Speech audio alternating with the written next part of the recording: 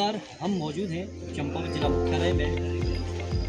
मेरे साथ मौजूद हैं दरबान सिंह रजवार जी, यूपीडी के संभावित विधानसभा प्रत्याशी हैं। आप लोहाघाट से काफ़ी लंबे समय से आप विभिन्न ग्रामीण क्षेत्रों में जा रहे हैं और लगभग सभी विधानसभा के सभी ग्रामीण क्षेत्रों में आप पहुंच चुके हैं। तो रजवार जी, सबसे पहले तो आप अपना परिचय दे दीजिए कि आप जो है इससे पहले राजनीति में आने से पहले आपका क्या काम रहा है और क्या आप इससे पहले कोई सोशल वर्क आपने किया है या किसी राजनीतिक दल में आप हैं? थोड़ा सा बताएं। नहीं, मैं आज तक किसी भी राजनीतिक दल में नहीं रहा और मेरा ऑलरेडी मेडिसिन का ट्रेडिंग का काम है और मेरी एक छोटी सी कंपनी भी है, हवन फार्मास्यूटिकल्स प्राइवेट लिमिटेड।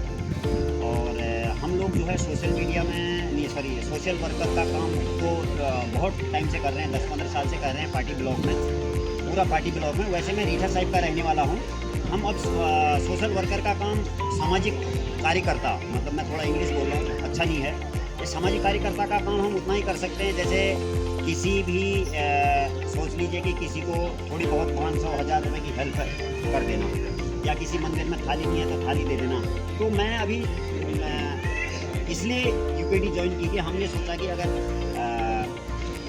जनता चाहेगी तो हम बड़े काम करेंगे। तो रजवार जी, जैसा कि आप एक ग्रामीण क्षेत्र से आते हैं, मंगल लेक से आप आते हैं और आप फार्मा लाइन में आपका अच्छा खासा कारोबार है। जैसा कि आपने बताया कि आप सामाजिक कार्य तो कुछ स्तर तक ही कर सकते हैं, किस स्तर तक कर सकते हैं, लेकिन राजनीति में आप इसलिए आए हैं कि आप जो है और बढ़ चढ़ कर इस पर आप भागीदारी कर सकें। तो यूपीडी से ही आपने क्यों मन बनाया कि आप यूपीडी से तैयारी कर रहे हैं विधायक लोहाघाट विधानसभा? क्योंकि मैंने जो बड़ी पार्टियां देखा, बीजेपी और कांग्रेस को 26 साल देखा और उन लोगों ने सिर्फ घोषणाएं की और धरातल पर नहीं उतरे। कहीं डिग्री कॉलेज की घोषणा कर देते हैं, कहीं रोड की घोषणा कर देते हैं, कहीं मंदिरों का सौंदर्यीकरण का घोषणा कर देते हैं, कहीं बड़े हॉस्पिटल की घोषणा कर देते हैं, लेकिन धरातल पे कुछ नहीं होता है।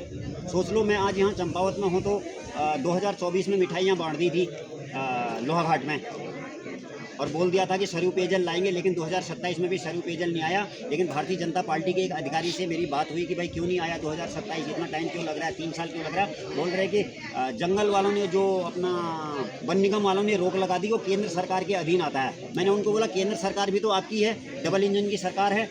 ऐसे ही लधिया घाटी में डिग्री कॉलेज की घोषणा 2024 में कर दी इनने, आज तक धरातल पर नहीं आया। बाराकोट में 2017 में कर दी इनने डिग्री कॉलेज की घोषणा, आज तक नहीं आई। तो ये मतलब सिर्फ घोषणा तक ही सीमित होती है ना।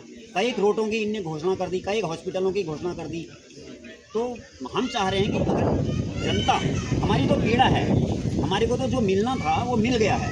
हम तो बचपन से ही गरीब थे, गरीब परिवार से थे, बहुत गरीबी थी, लोगों ने हमें पाला, लोगों ने हमें पैसा दिया, लोगों के घरों में हमने काम किया। तो लेकिन हमने तो आज हमारे पास शादी भी होगी, मेरी गाड़ी भी है, बंगला, हमारे पास अपना घर भी है, अपनी दवाइयों की कंपनी भी है और मेरा बेटा जो है MBBS भी कर रहा है, सब कुछ है। लेकिन अब हमारी पीड़ा है कि जिस गरीबी को मैंने छोड़ा है उन गरीबों को कैसे देखा जाए। बस इस पीड़ा के कारण मैं गवर्नमेंट का सहारा लेने आया हूँ। भाई साहब, जैसा कि आपने एक अपना कुछ भ्रमण किया इतने क्षेत्रों में, तो क्या अगर मतलब आपको जनता का समर्थन मिलता है और यूपीडी का साथ मिलता है तो क्या प्राथमिकताएं आपकी लोहाघाट जैसी विधानसभा के लिए? प्राथमिकता ये होगी कि सबसे पहले तो मैं घर घर में रोड पहुंचाऊंगा, जहाँ जहाँ रोडें नहीं हैं। 73 ग्राम सभाएँ ऐसी हैं जहाँ रोड नहीं है और 27 ग्राम सभा कच्ची रोडें हैं और तो 27 ग्राम सभाएँ हैं जहाँ रोड ही नहीं है ही नहीं रोड। 27 ग्राम सभा में 137 ग्राम सभाएँ ऐसी हैं जहाँ पानी की किल्लत है।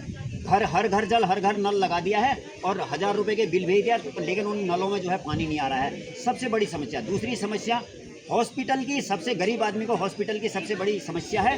हॉस्पिटल को मैं तो कह रहा हूँ जो सरकार है उसको भी NHBA लाना चाहिए था। वो इसलिए क्योंकि वो एक अलग संस्था होती है। जब NHBA आता है किसी हॉस्पिटल में तो उस हॉस्पिटल में कभी भी सारी सुविधाएं होती हैं। NABH बता रहा हूँ मैं आपको, NABH उसका पूरा नाम है, थोड़ा मेरे को पहले गलत बोल दिया मैंने। NABH होता है, वो एक अलग संस्था है, वो हर 6 महीने में चेकिंग करती है। जब NABH किसी हॉस्पिटल में आता है तो वहाँ पर क्वालिटी को मेंटेन किया जाता है, हमें स्वास्थ्य सुविधाएं अच्छी मिलेंगी, उसको मल्टी स्पेशलिटी हॉस्पिटल बोलते हैं। तो भाई साहब, लोहाघाट में इतना बड़ा उपजिला अस्पताल है इससे पहले पीपीपी मोड में भी वो संचालित हुआ, लेकिन क्या आपको लगता है कि अभी वर्तमान में वहाँ सारी सुविधाएं हैं? क्या किस तरीके सर वहाँ पर अल्ट्रासाउंड नहीं है, मैं आपको बता देता हूँ।